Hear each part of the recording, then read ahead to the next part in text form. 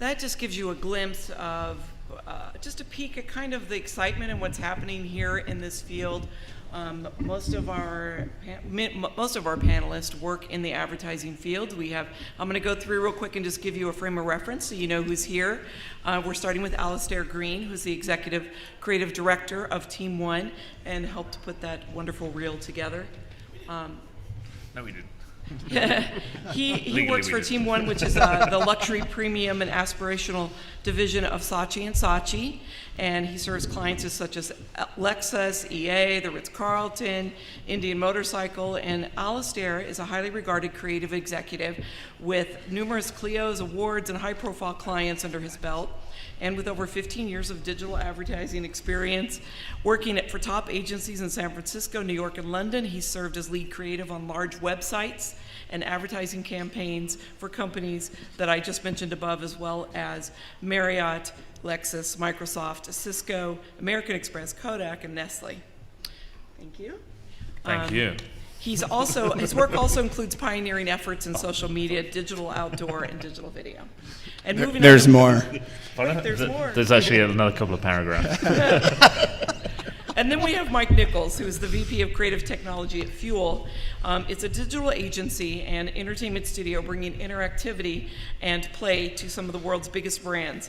He's a 20-year veteran of the gaming industry and former Microsoft executive where he helped define Connect experience. He's bringing his wide depth of youth and gaming experience to Fuel, where he focuses his attention on emerging possibilities of AR and VR, and Fuel, of course, with their clients, which include Microsoft, Hasbro, NASCAR, McDonald's, and many more.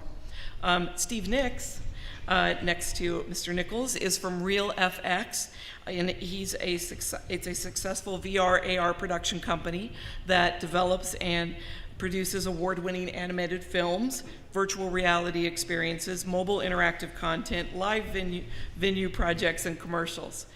As the general manager of VR and Interactive at RealFX, he's responsible for leading strategic initiatives to establish RealFX as a leader in the rapidly emerging AR/VR space. Some of the clients include AT&T, Porsche, Samsung, Hilton, Legendary, and Lionsgate. And then, as adding a European flair, fresh here from Belgium, is Peter van Lugenhagen, co-founder and business strategist at Yonder, which is headquartered, as I said, in Belgium. And Peter is responsible for the global strategy and growth of the company's VR and AR initiatives, including developing worldwide partnerships and franchises to produce high-quality VR content. Some recent campaigns include Nike, New Balance, and Mercedes-Benz in Europe, and now they are expanding their business. Yonder is expanding their business to New York, Dubai, and worldwide. Mike Aband is the Vice President of Business Affairs and Distribution for Thunder Studios. It's a full-service production facility in Los Angeles, and Thunder Studios is focused on the intersection of media, entertainment, technology, and law within the production, acquisition, and curation of new content and new monetization opportunities. Their clients include feature film producers, music producers, NBC, Virgin America, and we'll get into that more later. And then we have at the end the swell two-time Emmy winner Dustin Khalif, who is the managing partner of digital at the bicoastal commercial production company Tool of North America, which is focused on crafting storytelling at the pace of culture and innovation for brands and entertainment clients. Dustin's been responsible for leading the growth of the company's digital business, and some of the signature projects include Clouds Over Cuba, which is an Emmy award-winning interactive documentary produced with the JFK Library, Driver's Seat, which is an innovative VR film project for Infinity, Take This Lollipop, one of the fastest growing Facebook apps of all time, and Remote Control Tourist, a real-time interactive storytelling project that was the most awarded US-based digital project of 2014. So welcome and thank you for coming. We're going to dive in now and just start with, I think it would be good to generally address, if you gentlemen could address the current state of the VR and the AR, but especially the VR market right now as it applies to advertising. So you want to start, Steve? Let's start with you. Okay. Yeah, I think it's really interesting because as VR is beginning to get established, primarily most of the units that are available to consumers out there are the mobile devices with cardboard or with Samsung's Gear VR. So because there are not that many units out there, a lot of the really interesting pieces are coming through, activations that might be at retail, they might be at a big event or something, and so you're seeing these really interesting pieces where, like at a Comic-Con, or we did some work with American Express and at the U.S. Open last year, where you could play tennis against Sharapova. So a lot of the work that you're really seeing out there that's big and interesting has been driven by that. But I think as the units are starting to become available, the Oculus Rift just shipped, the HTC Vive just shipped to market.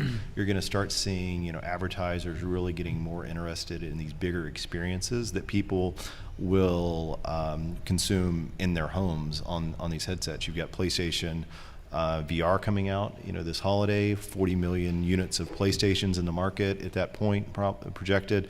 They'll sell a lot of those units. So I think really we're going to have to start getting better at doing these more immersive high-end experiences in the home that satisfy advertisers at the same time. A lot of you, almost all of you have advertiser clients, and how are they accepting this, and what is the lure for them, and how much training do you have to do? Like what is that?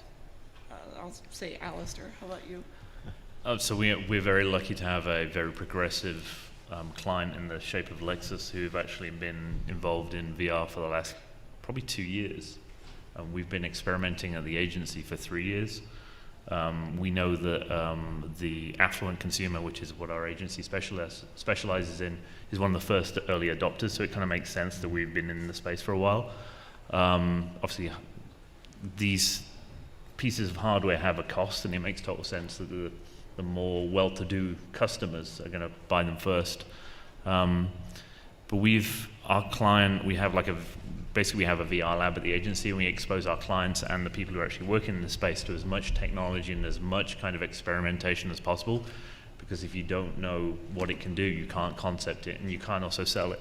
So I think that's one of the big things for me, is actually the kind of understanding of the piece is, I just want to build on something that Steve said, and I think it actually sets up the discussion a little bit more, is more of the Facebook and the Googles. Mm-hmm. They're two huge platforms for distribution that have thoroughly embraced VR from a kind of a 360 video place, and that seems to be like the first step, and that's where our clients have actually been that's where they first kind of experimented with there, and then that gives them the distribution panel, the distribution platforms that allows us to actually have scale. For example, our ABC Quantico piece that we did actually has over 3 million people actually watching this, essentially what is a 3-minute kind of VR piece, and most of that consumption happened on Facebook. Yeah, tell me, that might, consumers are getting informed. It's new, and this year is the year when it's really hitting the marketplace. And obviously when you have the Facebook and the YouTube, you have a sort of natural progression of interest in training, and then you'll get the PlayStation later. Talk about more about how we can get the consumer to find it, to use it, and what are the challenges with that, and what are some of the landmark things that have already happened besides Facebook and YouTube? Well, I mean, 360 video is the best entree into access into all of this different type of content. I think that you're going to start seeing VR arcades and Six Flags, amusement parks that are going to start offering VR experiences directly to consumers and giving them access. Obviously, my head of VR just gave me a bunch of stats right before I came on here, and it was interesting to see. There's I think roughly 18 million mobile devices running VR headsets. There's 5 million Gear VR right now. There's 5 million cardboard. I was on a panel with some guys from Google ATAP maybe a year ago, and they said that even at that point in time there was 300 million mobile phones that were actually capable of actually showing 360 video. Back to you, Dustin. Yeah, and so exactly. So I think there's a lot of access for 360, but then when you talk to the ones actually with the headsets, You know, I think there's roughly like 2 million Vive, you know, that they're projecting for this year, and a little over 2.5 million for the Oculus. So it's obviously still early days for people getting access, and that's why the VR arcades, the Six Flags, it has to be brought to them, and that goes to what Alistair was saying about it being experiential, and that's kind of the first thing. But going back to one of your earlier questions, I just wanted to mention that I think what I'm seeing, and I think all of us are seeing with brands and advertising, is that usually brands want to be early adopters. They want to get that PR headline. They want to get to the influencers, which is great, and why VR makes such sense for most advertisers. But the biggest issue that I've seen is that there's kind of two main questions that advertisers have, which is one, what is the content I'm going to make, and do they properly understand how to make a commercial or a story for the VR space, and what is the difference between VR and 360, which we sometimes get a lot of confusion over in the briefs that we receive. And then two is distribution, and that goes to some of the things that we're saying, which I'm starting to find that some people are still wanting to build their own apps, meaning a brand wants to build their own app, but I'm seeing a lot of the brands that we're being approached with are tying it into publishers and wanting to do things where it makes sense, where there's a big distribution network, and then they're actually putting their content inside of the app or the distribution platform of a big publisher like New York Times, or maybe it's Google, or whatever it is, and those seem to be the two big things that we see when we get a brief. So you mean like inserting Google Cardboard so people can get it in their hands and use it? A little bit, using but also publishing? the fact that if you get your content onto New York Times VR app, they already have a built-in viewership there, rather than if you build your own app, then obviously you have to drive awareness and hopefully build it up to a certain point. So when it comes to distributing it, what has been the most successful, like maybe you could talk about some of the projects, Mike, if you want to talk about some of the projects and what has resonated with audiences with some of your clients when they've done this, what has been the most useful or tracked? Yeah, I think, well, when you're building something for VR right now, I mean, the platforms are just launching, right? So there really isn't a mass audience Right. to distribute to. So you are building these experiential pieces that are at trade shows, or in a store location. These things are that draw people in, and I think the thing that brands really attach or understand really quickly is the drawing power that it has, right? It's something that people run out and they kind of grab other people and they draw into. So that's one avenue. And then obviously, I think they've mentioned too quite a bit, here's the 360. That's really where, that's the most accessible way to get an idea, at least, of what a VR experience might be like. But it really is in no way, it's really hard to explain VR. It's something that you really have to experience. And that's not a cop-out and an explanation. That's just part of the reality of VR. So Peter, thank you. He's talking about how he's approaching how that works, but in the European market, this is a global experience, just like with gaming or something else. It's not, just in the U.S. market, but you have worked in both U.S. and European. So, I'd like to hear your perspective about that. I think it's quite the same in Europe as what is going on here. When I meet people here for meetings, I always thought that the US was a few steps ahead of Europe about who already had a VR experience. But I notice, I think about, let's give it a number, 70 or 75% of the inhabitants of the US never experienced a VR headset. So we are still, I think, in the same stage than we are in Europe. But like we mentioned before here, the the integration of 360 video in Facebook is indeed a quite good onboarding towards, and it's logical, I guess, because of the acquisition of Oculus by Facebook, and then that's an onboarding towards the VR experience. You can almost imagine, you can see Facebook pushing so much of the 360 as a platform because they want to monetize it. But at the moment, much like they did with video and much like they did with the organic postings on the social space, they're going to give it away for free and then they're going to gently throttle it down and make it more expensive. I think they're building the platform and then they're going to go and sell it. Sorry, I think it's the same with Google as well. By how do you call it? Open up the template to produce Google cardboards, so everybody can make their cardboards. That's how I see it, or how we see it. So The more cardboards they are, the more need there is for VR content. The more VR content there is uploaded on YouTube, the more eyeballs on YouTube, and then maybe they can split up with YouTube 360 or YouTube VR and then the normal YouTube. But the more content, the more advertising possibilities. So Yeah, because I then the think it's advertisers want to get in the game Yeah. because they have the distribution, right? Yeah.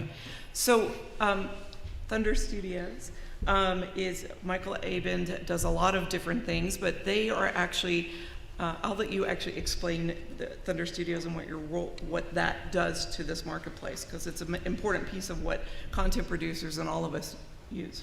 Sure. So Thunder Studios is a large commercial production facility. We produce commercials, TV shows, movies, and moving a lot into digital. I was tasked with leveraging the facility to build capabilities in VR-AR-360.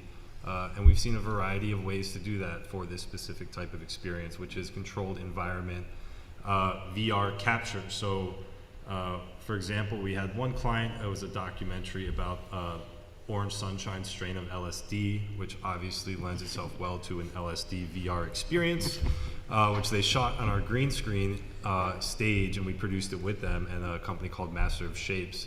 And when it was released, the VR experience got so much more earned media than the actual film itself. It was a very beneficial marketing tactic. We also get a lot of music video producers that want to do 360 video and trying to integrate these technologies creatively into the content, which will then benefit the actual artists and creatives that they're working with.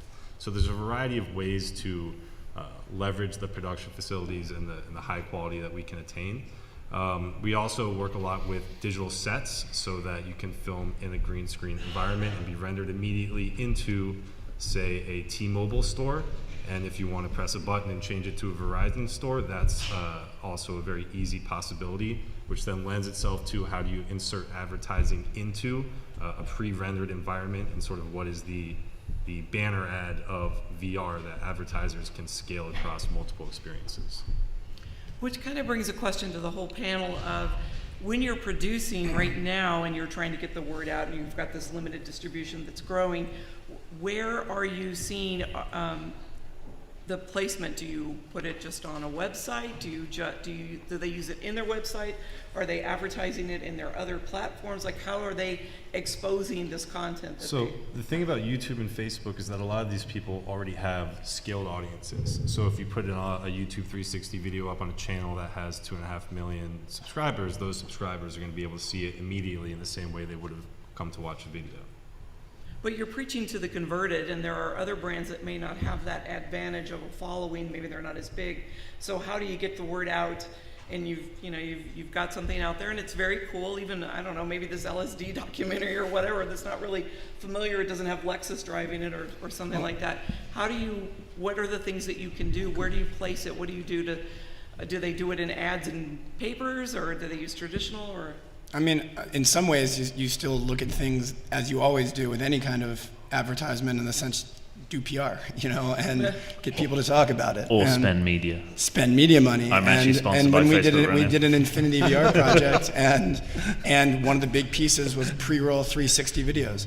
Well, that combined with it being featured on the 360 video page on YouTube, we got 6 million views. So you basically can buy the True View pre-roll on YouTube on 360s, and you can do it in Facebook already. And I think that's what's going to happen continuously. It's going to become a paid media space very quickly. I see. But then you look at the experiential side, and I know some of the video that we kind of showed at the beginning, there is this kind of there seems to have been literally in the last 2 or 3 weeks, you saw the Steam video. So if anyone goes to YouTube and you look up Valve, who are the guys behind Steam, which is the HTC partner. They've got this really interesting thing where they're doing the green screen, and they're actually showing people in the headsets, and you're seeing what they're doing. Mm-hmm. Like the girl with the little robotic dog, and she's throwing the stick and stuff like that. You're talking about like the mixed reality video? Yeah, the mixed capture? reality. It's not really mixed reality, but Yeah. it's that video of people in a VR, and then you can push that out. So it's that classic case of we've gone into a kind of an experiential kind of setting. Being able to actually create a video that people can actually see what they're doing, that's becoming really important, I think. Yeah. Which is kind of fantastic. It's amazing. You can see someone, it's kind of wonderful. Yeah, I think right now what you have to sell is the cool factor. Like you were saying, a lot of the larger brands want to be first. And once the coolness kinds of wear off, no matter what, the content has to really deliver. And in some of the previous technologies that have been introduced, they haven't really lived up to the promise. And it looks like this is going to build into living up to the promise when you get higher in just, product and things to have the experience in. But you still there still is the problem that they get so excited or in such a hurry that it can blow it for the whole industry. I keep hearing in this conference could be a concern. What are your opinions about that? I think that's why, for example, we are not pushing already to do live VR, because we can manage the upload, but we can manage the download from the consumer. So it's if we do live experiences, which we can, even multicam, but if we do that for brands and the consumer has a bad experience, it's not good for the image of the brand. So that's why we are not pushing it. We can do it, for example, for internal corporate events. That's something different. Then you can explain and then you can handle all the upload and the download, but you can't handle the download in the living room of a consumer. So yeah, context is really everything here with the story. It's like if you're going to do something in the gaming world, you want to make sure that they get teased and get it first so they can be your brand ambassador and take it forward. But anybody else have a comment on that? I think I was going to, there's always a natural curve in development when you start off a new platform. There are experiences that are good and there are experiences that are bad. One thing I find that's really encouraging about VR, even at the beginning of just developing the awareness around even what AR is, or mixed reality, there are really good products out there already in development. There are products you can go out and try and that are really, really good experiences. That's more encouraging for a new platform than I've ever seen on any emerging platform. So, they did a great job. All the people in VR did a really good job of getting awareness in the development community. They're doing that right now in the AR and the mixed reality community. So as these platforms, because they're entirely new, as they emerge, the developers are there. They're already well versed in good experiences, and they can deliver those experiences to consumer at launch, which is it's just really amazing. They're doing a great job. Well, you bring up something, and this has been brought up a few times, and maybe Peter or Michael, if you want to talk about mixed reality, what is the difference? Was it you, Dustin, who said, just establishing the difference between, the AR's got a lot of talk, but it's long term, that's a longer down the road, and people don't know what any of it really means. So maybe you could just somebody could give a quick definition. What is mixed reality? What differentiates each of these platforms? Sure. Mixed reality simply is adding a digital layer into your real view. Just as we're looking at this real world right now, mixed reality is able to actually, in depth, project digital imagery. Yeah, and the difference I really think about mixed reality and augmented reality is augmented reality is, might just be an overlay where I could have a TV screen, that I see, but the TV screen is completely unaware of my actual environment. So mixed reality is more that, basically the device understands that there's a row of desks sitting in front of me and can have a dinosaur, jumping up on the desk and running to that end and jumping off. That's more what I think about mixed reality. Well, what about specifically VR and 360? Explain those two, because you were saying the market is a little confused about that. So, you want to talk about that, Dustin? Because aren't you the one who brought it up? Sure. Listen. At the end of the day, 360 is the ability to obviously, shoot a story or a piece of content and be able to move around it on YouTube 360 and just mouse around. Obviously, if you're going to VR, you're being fully immersed into the experience, and you're not, you're putting on a headset and you're only in that experience. I guess the other difference is you could argue that there's kind of the environment that you're moving around, but then there's also the narrative or the story that, and those two things have to play really well together in VR. And it's one of the things that I'm curious what other people have to say about this, that we've been trying to explore with our kind of set of beliefs and philosophies that we're starting to put together for our approach to VR. And that storytelling has always been really important, something that people always talk about. But then there's the idea of human-centered design as well, which meaning by that, thinking about how someone goes into the experience of actually getting the headset, putting it on, going through the interface, if there is one, to get into it, watching the content. Then, as they're moving around, how's that work? You know, and then how's it work when they take it off? So it's combining those two things to hopefully truly elevate the game when it comes to a VR experience. And those are some of the things that might be a little different that you're thinking about as compared to a 360 experience. So could you address some of that physicality that comes with it? I know one of the things that was interesting when we were talking with Michael, and because he's on the studio side of it, but he's also got the legal background. There's liability. People run into walls. They're physically experiencing this, and not everybody's adapted to. They have motion sickness as some of the complaints that comes up often, but it's not everybody. Could you just talk about like what the risks are? Like, how do you protect yourself when you're producing something and somebody gets cut or whatever? Waivers? Well, that's a start. There's a variety of different liabilities that's always going to arise with productions. Luckily, our part as more the facility and physical asset producer, we're not going to be in line to be a part of that suit, but the consoles and the headsets and the environment makers that are going to have people tripping and likely have liabilities are just going to have to come up with a way to either settle it or deal with it. I think that's more of a longer term once mass adoption becomes greater. I think there's an ethical dilemma, which is interesting, because when you move beyond, well, even the 360 video is like a base level kind of like VR, even though it's not really true VR. And then you go all the way up to kind of the Ruse scale, kind of HTC Vive stuff, because these experiences are so visceral. Like if you've ever played a video game and you're kind of like shooting and it's a first-person shooter, it's a little sterilized because we've so experienced it, and it might be incredibly good graphics and incredible sound, but if you did that in an actual headset, it's so much more visceral. And in our lab, we go through some of the amazing demos that are actually out for free, and some of them you have to pay for now. But like you go underwater, we've actually had people who are actually afraid of being underwater, and now we actually know to actually ask, do you have a phobia of being under the sea, or do you have a phobia of heights?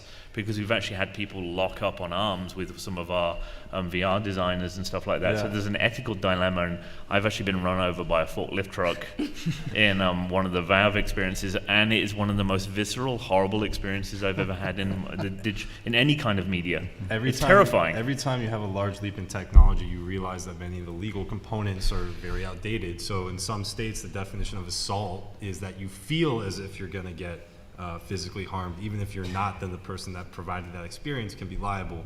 So I think we're going to have some interesting lawsuits to figure this out. But there's insurance, right? You can get insurance, and then who do you sue? Who do they? No one. There are those safeguards, right? You have to protect yourself in the hardware itself. In particular, in that room scale VR, there are safety components built into the hardware that alert you if you're stepping out of the zone. Developers should be smart in the way that they create experiences, that they create the virtual experiences. Those walls or those boundaries in that virtual reality correspond to the physical world too. So you're not walking, off a building or off an area in a level or getting run wherever over. you are, or you get hit by a truck and you actually hit a wall. I mean, that's just not good policy. You generally don't want to harm your audience. Yeah, it's a rule. Yeah, it reminds me of, like when the original Wii came out and you had people throwing controllers through their expensive flat screen televisions. I think you're going to see the same thing, especially for the activations at events and stuff. You have to have sort of handlers that are watching people, making sure they don't trip over the cables and hurt themselves. But in the home, I think you might see some bumps and bruises. I don't think you're going to see a lot of catastrophic injuries. But a friend sat on his cat, and it was quite painful for the cat. Painful for the cat, and both he and the cat. But that's about the worst thing I've heard of yet. So. Alistair brought up something, and that was about having phobias. There's a lot of places where VR is not just entertainment. It's not just gaming. I think that it was Tool America that did the MS video. Is that the one? They're testing it out in the medical space where you can try out, like when you go to a theme park, you pay to be scared, so you're safe, right? And this is being applied in a lot of other markets that are beyond advertising as we know it or consumer gaming. Who here is, Peter, do you do that or? Yeah, we're actually, that's one of our key values or our or the vision of Yonder, that we believe that VR is to be more than just entertainment or gaming. So we are looking together with our clients to see how we can implement or integrate VR within their business processes to optimize certain business processes. For example, to disrupt their sales process. I was talking about with how, for example, you can instead of invite your clients to your company to give them a tour, you can bring the company to your clients. That's a whole different type of doing sales, and you can speed up the sales by bringing the company to the clients. For example, we also did an employer branding campaign in VR for a big construction company in Europe. So they had a problem with recruiting young potentials. So with the campaign that we did, they achieved 500% more inflow of curriculums. So that was a great success. We are also looking at an electronics company, like for example the Radio Shack you have here, but then it's a chain in Europe. They sell tons of headsets, Google Cardboards, white label headsets. So they see that VR is going to be something that is working, but they don't have a clue what they can do with it. So what do they have to do with the VR for the company itself?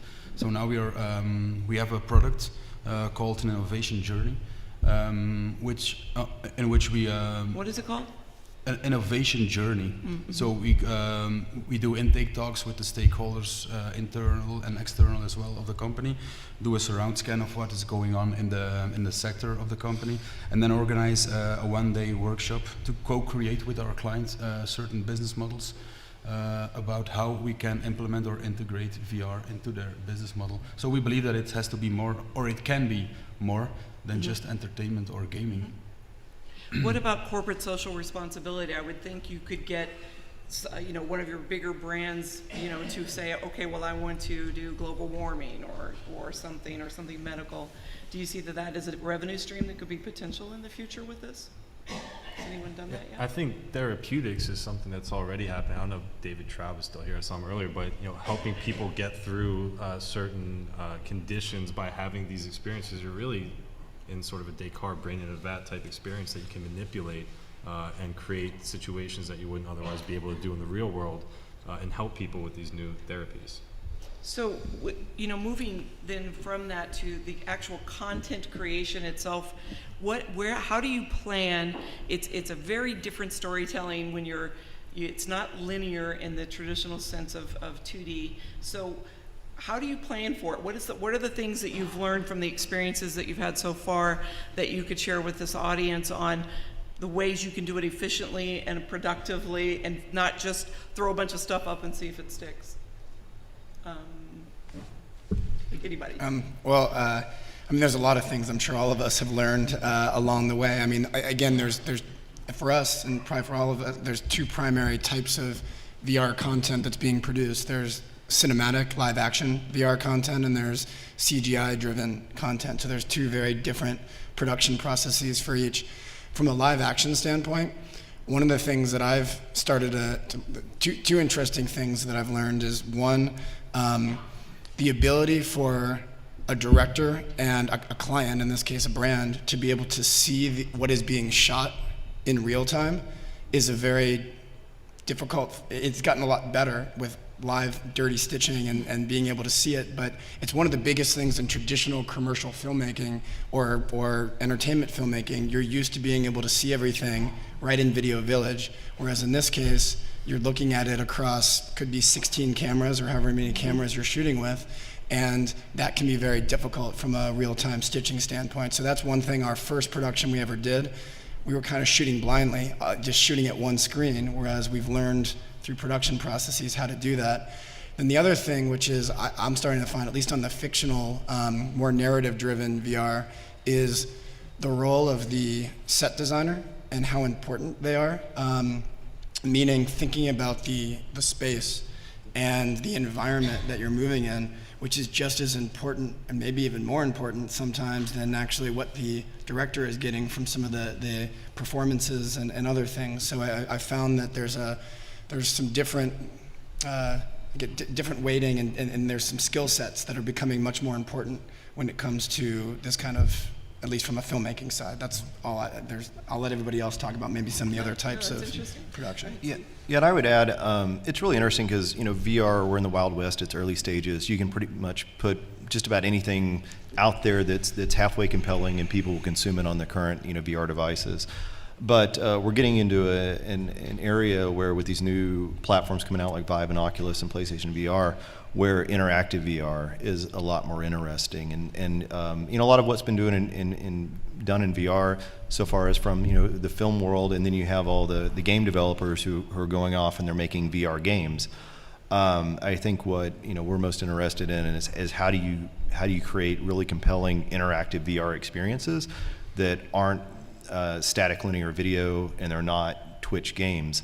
And so how do you create this VR world where the player is recognized as a character? They are the director of the action because they're going to determine the outcome.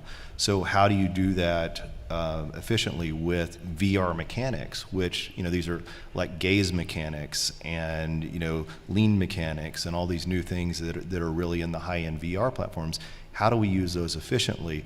And my background was I was 16 years in gaming before I joined RealFX, and our process was always to build really ugly, terrible-looking prototypes of games to make sure that the game mechanics are fun before you put any textures in the world, before you model those beautiful characters, before you put the musical score behind that. It's a little bit opposite of the Hollywood approach. So what we're trying to do is how do we make sure that the VR experience, what is it that you're doing in a VR interactive experience that's fun and engaging before you go and spend millions of dollars making it look beautiful? Because if it has a great story and it's beautiful, but the mechanics suck, it's going to be a terrible VR experience. Mm-hmm. You just can't underscore that enough, right? I mean, if the mechanics don't work and it's not a fun experience, no amount of polish and pretty is going to make that good, period. So from the agency point of view, obviously, I think I come from more of the conceiving, sending boards out to people like you on the panel. Mm-hmm. A lot of our stuff is actually based on experimentation and actually understanding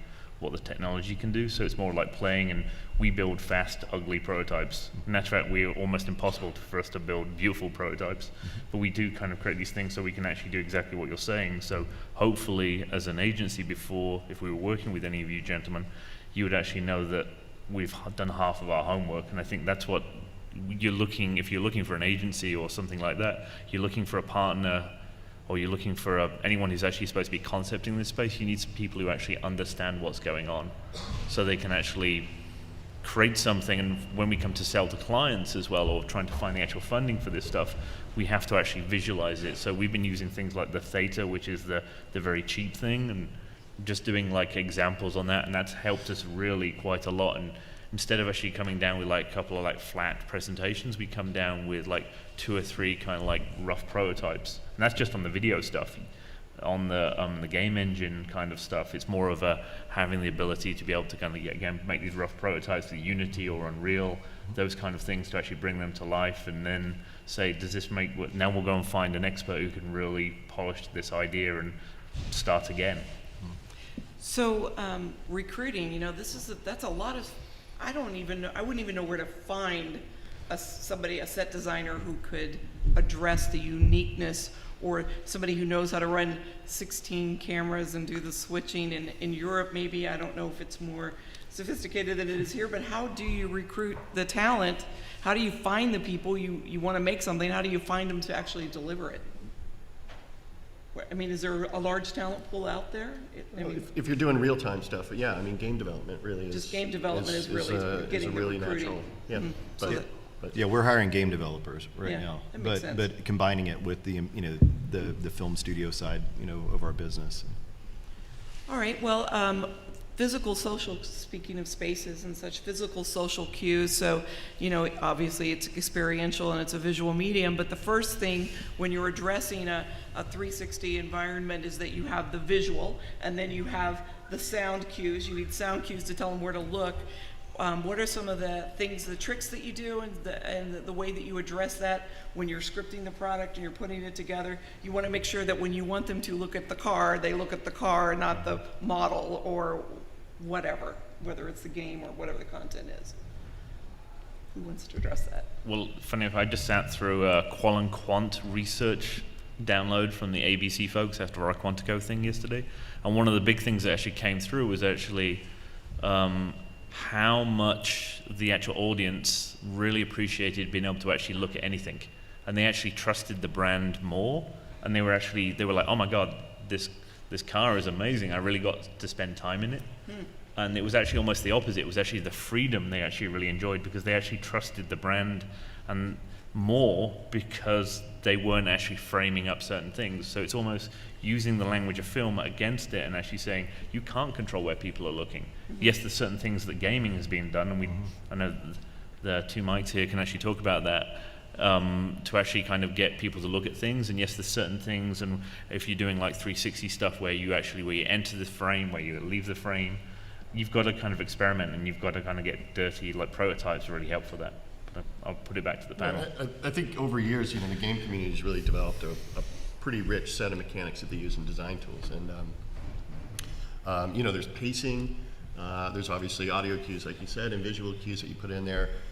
There's an old adage, fun for every 5. You know, the first 5 seconds you jump in, you've got an understanding, and you kind of build that as you go along, so the user, as they start going through this experience, has a certain expectation where things are going to happen and when they're going to happen, because just there's an innate pace to the experience itself.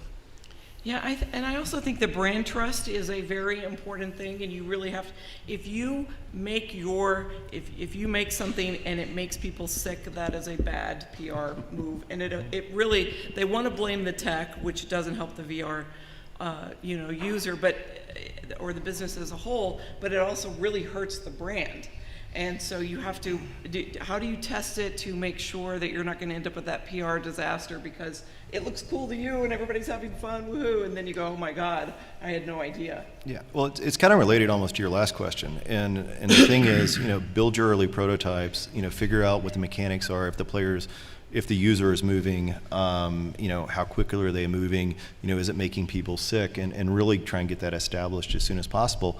And it goes back to the same thing about, you know, are they missing the really important scenes? You know, there's this really important, you know, incredibly, you know, interesting scene that, you know, they really need to see. So, you know, before you make the whole thing beautiful, you know, get users in front of it, you know, do pizza testing, which is bringing people in, offer to buy them pizza, you know, put them in the experience and see, you know, did they see the visual cues?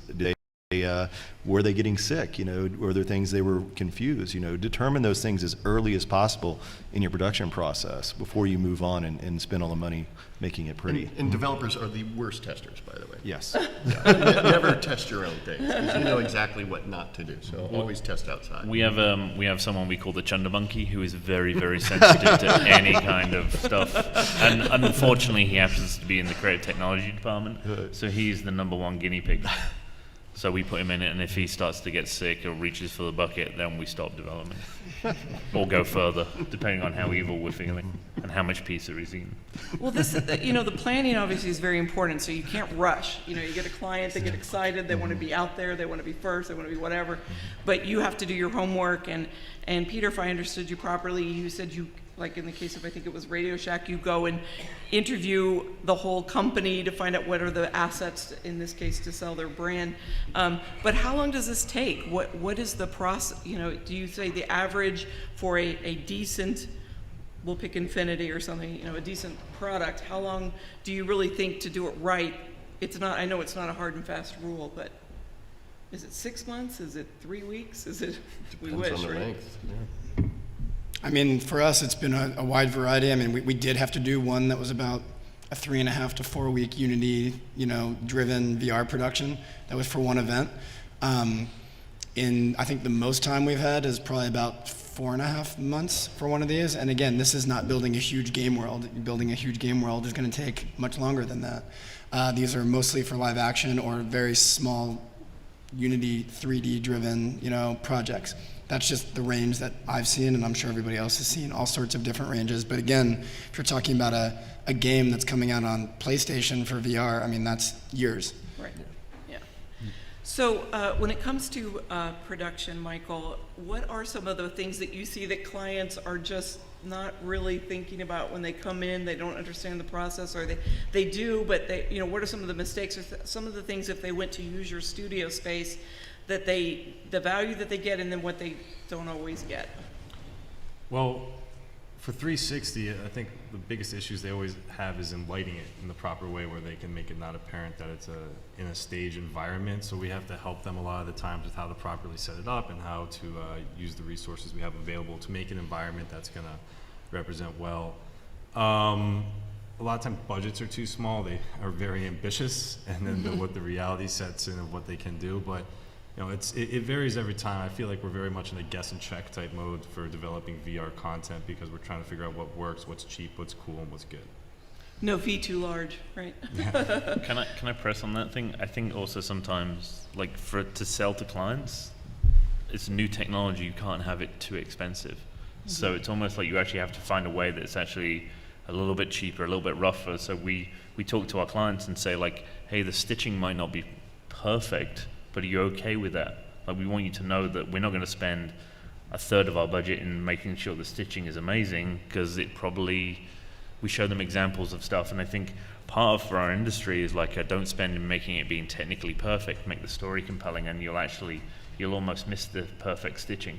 It's like, how good is good enough? And I think that's one of the things that's always, yes, it's beautiful. It's incredible to see these beautiful productions, but it's like, are only people in the industry the only ones who actually notice how good it looks?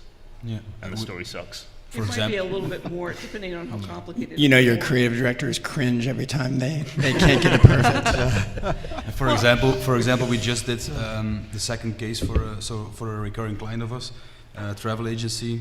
We did first the New York video, and now we did the best of the West, so Vegas, the parks, San Francisco. And we had to do it in 5 days because we had no budget. So the filming part was 5 days, so we drove all night, filmed all day. But then the post-production part, the stitching, is the hardest part. But like we said, it depends on the budget, how much you have. But we always wanted to be with as many stitching faults as possible, because otherwise, I believe you get pulled out of your VR experience. If you see stitching lines, those are not there in real life as well. So if you want to create a VR experience, we believe that you have to deliver a product that comes as close to the real experience. Yeah, I think that there are some things technically maybe an audience is forgiving on, but you want that anytime they have a VR experience for it to be authentic and feel like you're really immersed into this space, and that's where you probably have to draw the line. All right, so Peter, I'd like to hear a little bit more. You talked a little bit about the European market and that you also are here in New York and doing things in Los Angeles, and you just won an award with the Williman Group. But maybe you could tell us a little bit more about what you're doing, what's the buzz there, and how it's integrating into the American space and vice versa. I think it's all quite the same what's happening in Europe than in the US. Maybe the US is a little bit or a few steps ahead. Maybe the budgets are a bit higher than in Europe. But for the rest, I think it's quite the same. All the big brands want to jump in to be innovative. The smaller brands or just the corporates, we want to convince them that there's also a possibility for them, not just for advertising, but also for business process optimization. For example, chemical plants who are using or who would be able to use the VR as safety guidelines, for example. Those are all also very interesting cases. I don't know if this is happening also here. I think so. I believe so, because it's logic. But for the rest, I think it's quite the same in Europe as here. Yeah. Well, thank you, everyone. I think it would be good now to just get a quick takeaway on where you see the next is in terms of, or just whatever takeaway you would like to impart upon our audience, and then we'll have a few Q&As. So we'll start down with Dustin, and then we'll work our way up. Well, I guess I'm just going to pull it back to advertising and brands, I guess, since that's the panel, you know, we're on. And I guess I would just say for anybody who's working at an agency or if you're at a brand, some of the things that I think you keep hearing on this panel are make sure that your partner, if you're going to work with one, or if you have it internally, allow your clients, you know, to actually experiment with it and see it, because without that, we're just all talking in all these crazy terms, and it's really hard for people and brands to understand it. And I think my hope for where it's going to go next is that it's going to go beyond just the cool and the PR factor, because that does wear thin after a little while, and we're going to be able to all work together with brands to find the value for them, which is sometimes it's viewership, but there's going to be value in the ability of the social good. There's going to be the value for automobile makers to be able to see, you know, allow people in you know, dealerships to be able to experience some of the concept cars and things that are not out there yet. There's going to be so many different options, and I think that's where it goes to finding the right partners to work with your brands, to be able to go on that VR journey and figure out, like, what is the strategy. And then there's a lot of different ways you can go about it, and it doesn't just always have to be let's create something cool and get some viewers. There's a lot of other opportunities out there. So Thank you. How about you, Michael? You know, the way I look at it is VR and AR and 360. It's an entirely new platform. It's going to open up a whole bunch of other revenue opportunities. E-commerce, social media, all through these new experiences are going to come, and just very excited to see how it turns out. Great. I think what we need now is quality content. It's very important to get the medium mainstream. And also, if you're already in content creation, also think about the distribution of the content. So it's very important that you can make an amazing movie, an amazing VR video, but if nobody gets to see the video, it doesn't make any sense. So as long as not everybody, or 80% of the people in the world have an HMD or a VR goggle device on their living room table, like we all have a tablet, you still have to think about how we're going to bring the experience to the public. So it's very important to think about. Great. Steve? Yeah, and what we're seeing is right now, just about any VR content that you put out there, people will look at, because there's not very much out there. But what we need to be careful is that, if we're creating VR experiences for brands, that in itself it's innately entertaining, that people would play it even if it didn't have, the brand attached to it or something. So we need to make sure that we're not just doing, VR commercials, because ultimately as more and more VR content comes onto the platform, created, in paid content and everything else, that that will get crowded out, and then you'll spend a bunch of money on a piece that's just a VR commercial and it's blatant, and no one's that interested in it. So if you go back to like what BMW Films did, a decade or so ago, I mean, those were actually great films that had BMW in them, but they were good on their own. So we need to make sure that the content that we're creating is really, really interesting, with or without the brand attached to it, if we're going to maintain the eyeballs and make that a good investment for the brands. Thank you. How about you? Well, maybe just that, reminder that VR and AR, mixed reality, those are really separate platforms that are developing independently. They are not something that really commingle. So it's important for brands to really understand that, and just couldn't stress the importance enough of getting in early with groups that understand this space and can develop in this space, and you can create really great experiences for your audience. And just to echo a lot too, that these are experiential things. So you can align your brand not only with an experience that you create around it, like the BMW films, or you can align yourself with products that reflect your audience and connect with your audience. And that's a really, really important piece. And don't underplay at all the amount of impact and the explosive growth that both these platforms will have over the coming years. This is just the beginning. It's exciting. Yeah.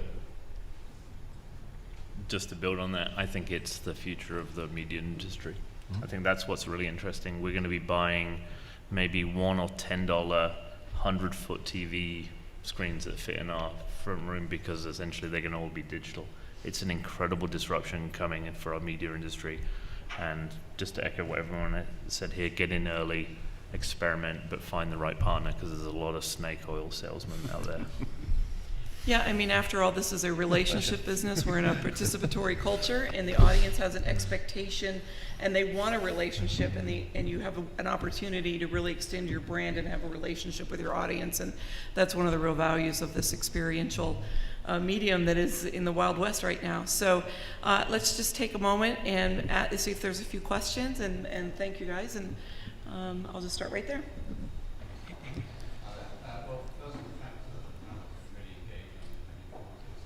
So thanks for your time. I've spent the last 5 years connecting brands with viral and trending content for a company that I founded, Spiral, and that company was acquired about 18 months ago. Now I'm building a platform to help brands and agencies discover existing 360 content and repurpose it back into campaigns, but also discover creators and avoid those snake oil salesmen that Alex was just talking about.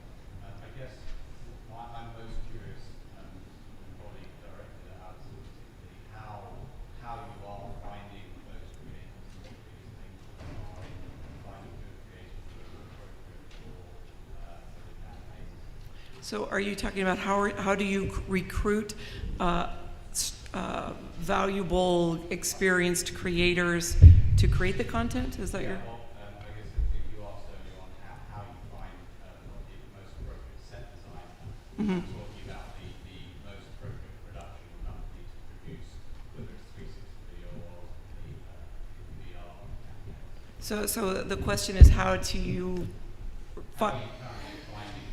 are you finding the production companies as an agency? As an agency, they come to me. And I think, to be honest, I think I'm staying with the very reputable companies who've been around for a long time. There are some new people in this marketplace, but we're trusting our brands and our client relationships with people, and I think that's what my snake oil salesman thing is. I'm very careful about the relationships I develop, because everyone comes in.